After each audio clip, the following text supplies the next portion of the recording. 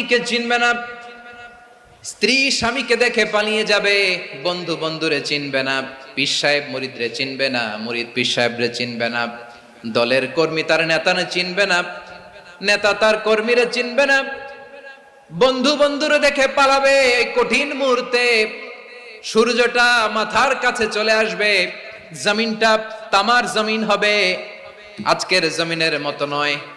মানুষ ঘর্মাক্ত, ক্লান্ত, শ্রান্ত মাথার মগজগুলো কানের ছিদ্র আর নাকের ছিদ্র দিয়ে বেয়ে বেয়ে পড়বে। বিশ্বনবী ফরমান, ময়দানে 7 শ্রেণীর ব্যক্তিকে রব্বুল আলামিন তার আরশের নিচে ছায়া দিবেন। তার মধ্যে প্রথম শ্রেণীর ব্যক্তি হলো ইমামুন আদিল। ইমামুন আদিল, ন্যায়পরায়ণ শাসক,